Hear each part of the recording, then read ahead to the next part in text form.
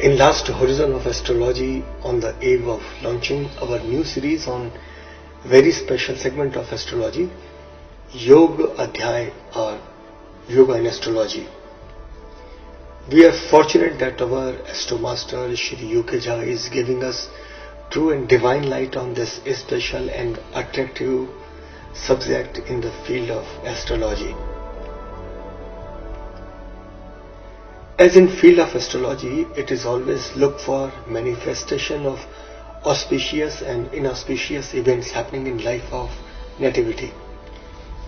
Astromaster Jha has a valuable submission in this subject by his versatile work on a book in Yoga Adhyay, very famous, excellent and unparalleled write-up book named Yoga Pushpanjali. Shrimati Sunita Jha, his wife, has also assisted by giving commentary in this book in form of poetry like Shri Aurobindo's Savitri's poetry, and Mr. Jha has given his English commentary. So we welcome you again, Astromaster. However, Astromaster, my first question in Yoga Adhyay related to something else. If there is anything more that you would like to share in addition to whatever has been already told in that book, Yoga Pushpanjali, on various yogas. So to begin with your views on shakat yoga, here as it is considered as very dreadful yoga in the life of nativity. Your thought-provoking opinion on this yoga is humbly requested, Astromaster.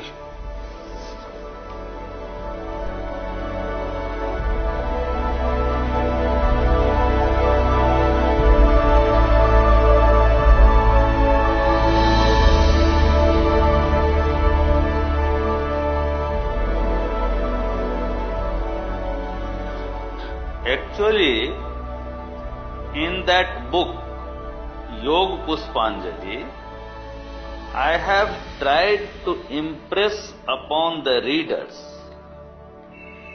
that the yogas dealt in the texts under Yoga Adhyay or chapter on yogas,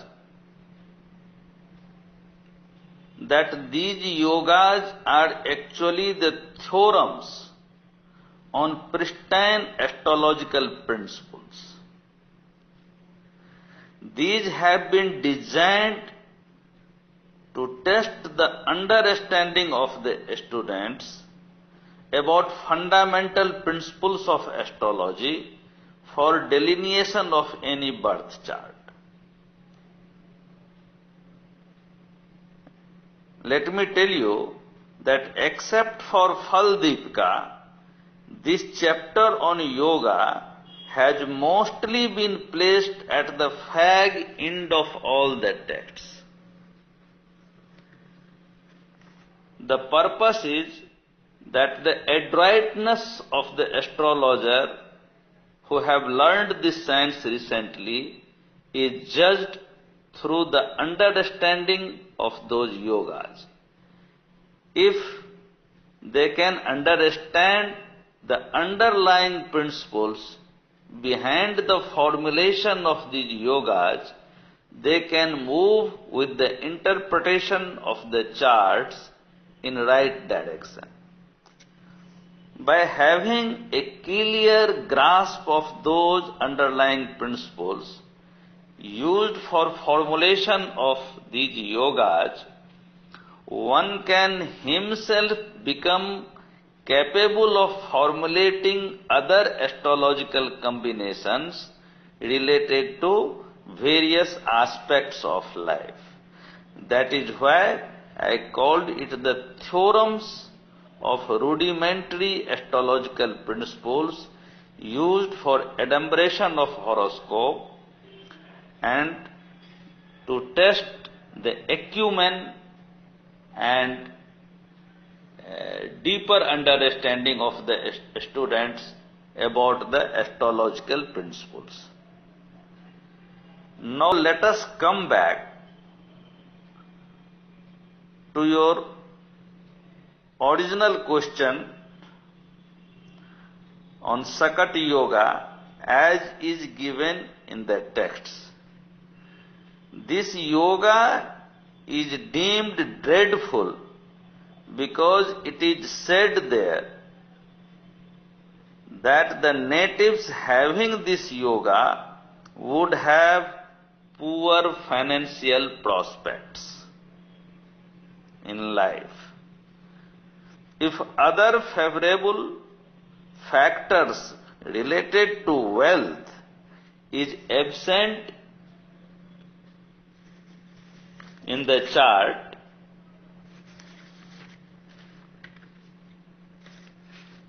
the native would be poor, even to the extent of mendicancy. It is basically a yoga of poverty.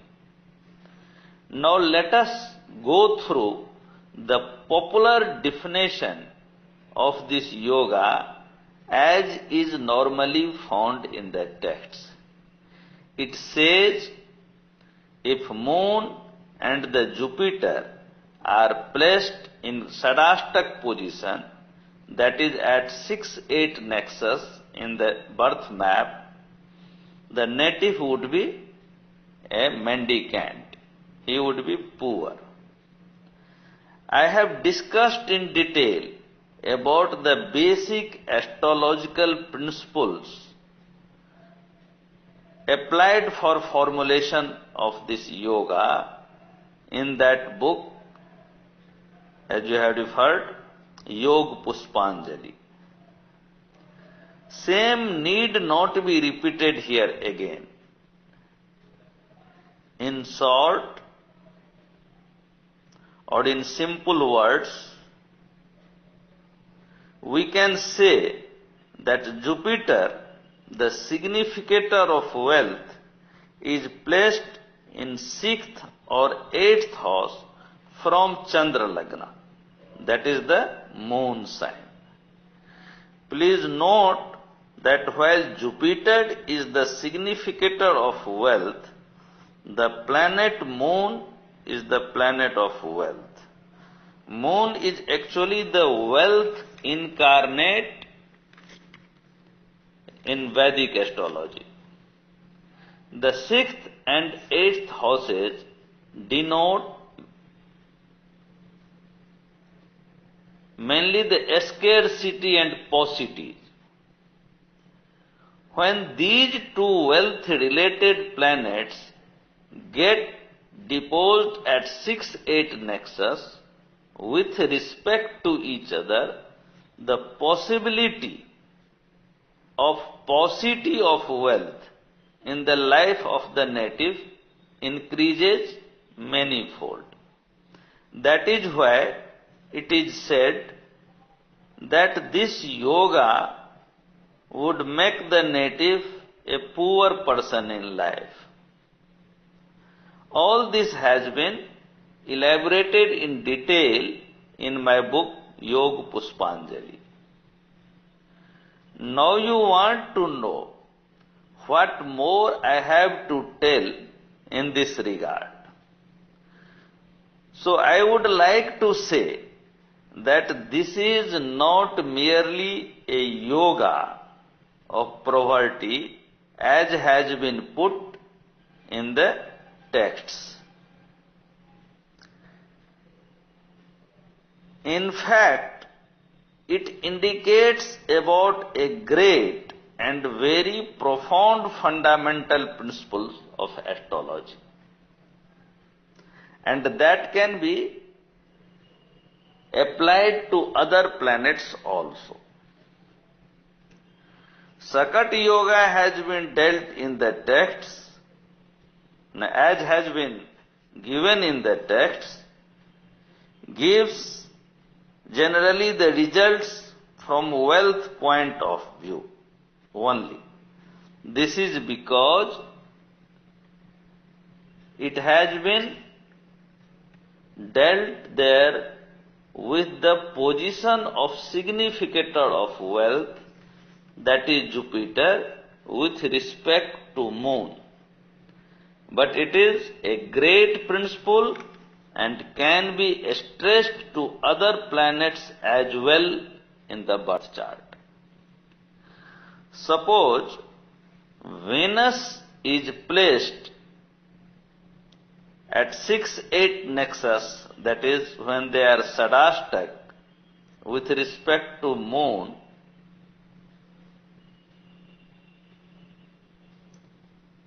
now Venus is the significator of love and all types of enjoyment. When it is sadastak to moon, these attributes will be affected adversely. Because of such location of Venus and moon in the birth chart, the native would be devoid of soft feelings, which is mainly the undercurrent beneath the manifestation of all sorts of love in life.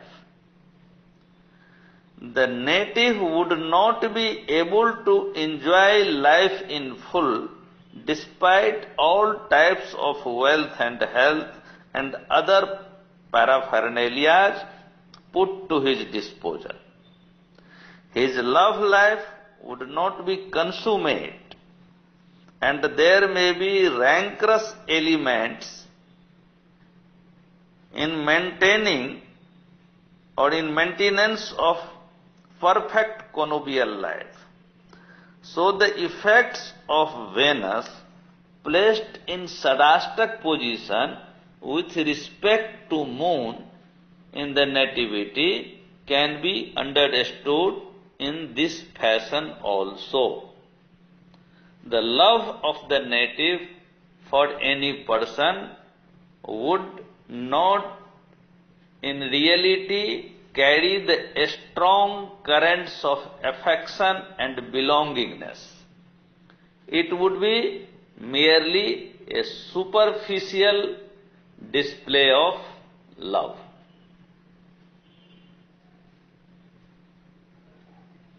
Suppose, say Mars is placed in 6-8 position with respect to moon at the time of the birth. Then what will happen? The native will become deficient in display of valor and courage.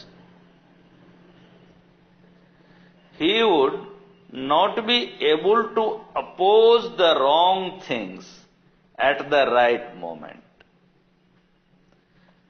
He would be suffering from some unknown and peculiar fear from within. A strange sense of phobia would grip him. He would always remain under that fear for no apparent reasons. The desired undauntedness will be found missing in his personality despite all the strength and bravery that he may possess. His abilities to act proactively would stand automatically obstructed at psychological level. He would not be able to react to the situation immediately.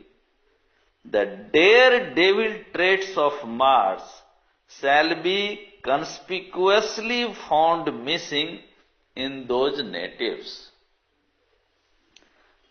Similarly, if Sun is placed in same position with respect to Moon in the nativity, the administrative skill of the native would be marred considerably. he would not remain very consciously oriented towards his position and prestige.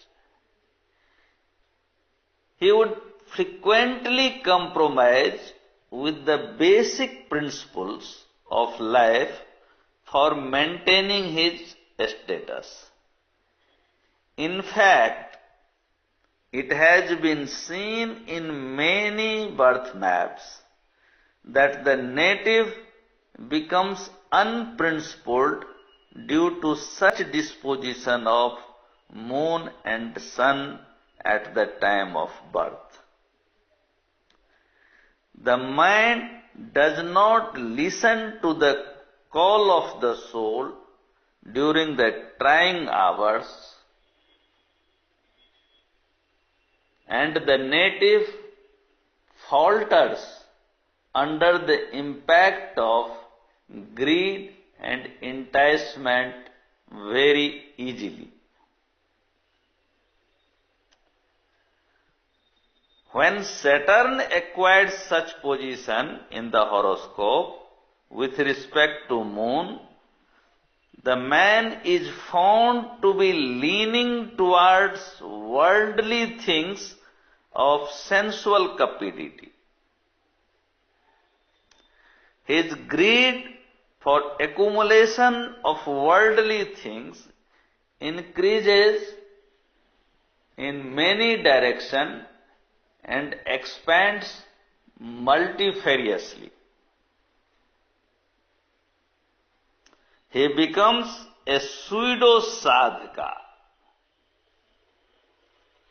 That is, although he appears to be a man of, say, a strong character on the path of spirituality, he is not that much involved in spiritualism from within.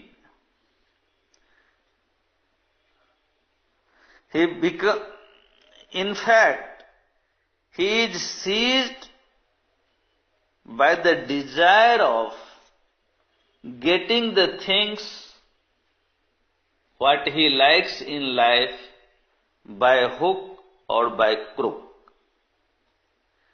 Indulgence in the things of, say, petty gains and activities loaded with ulterior motives would become his usual habit. There would be great hiatus or gap in what he says and what he actually does. There would be vast difference in what he preaches and what he practices. He would be basically an indolent person, but always pretend to be very active outwardly. He would enjoy using others for achieving his own goals. Such people often become a stone statue of hypocrisy, you can say. Now, in case of Mercury, if Mercury is located in similar position with respect to Moon in the birth chart, the intelligence of the native suffers a lot. Most of the time, he remains in a strange state of confusion. His intellect is generally applied towards negative side. Instead of applying his head as to how something can be done efficiently, he may be found engaged in putting dots and creating obstacles in a smooth execution of any task. These people usually remain filled with negative thoughts. The sharpness of intellect and wit is found conspicuously missing in these natives. Things like deception and cunningness often become an inseparable attribute of their personality.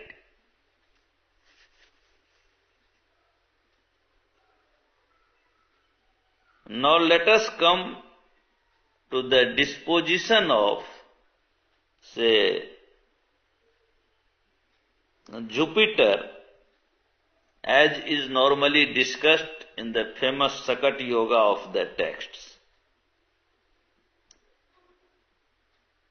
It is not that the people with Shakat Yoga, having Jupiter deposited in 6-8 nexus to moon, will always be wealthless. They can even be pretty wealthy. Then, in that case, they may be found poor or weak on the turf of morality. They would practice pseudo-religiosity. Goodness and nobleness would be found only on the outer sphere of their deliberations.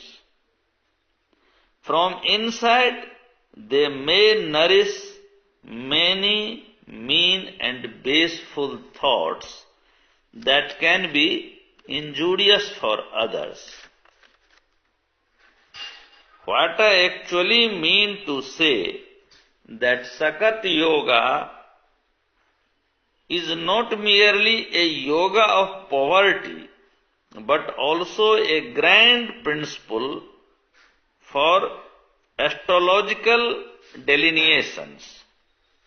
This principle can be extended to other planets also, and the effects can be gleaned accordingly with wisdom and wit. The extension of these principles have not dealt in my book Yog Puspanjali. Scholars in astrological field have also not thought seriously in this direction.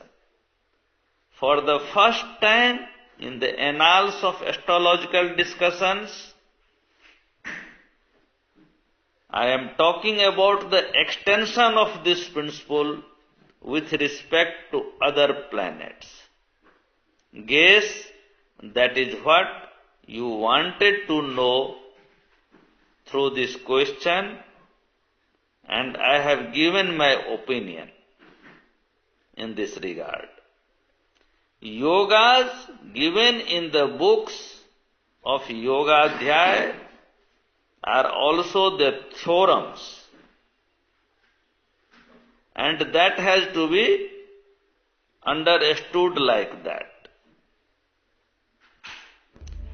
These theorems contain or consist of a profound principle which can be applied for wider ramifications. Actually, that must be applied in broader perspective for analyzing the various traits of personality and the various things in the life of the native. That's all.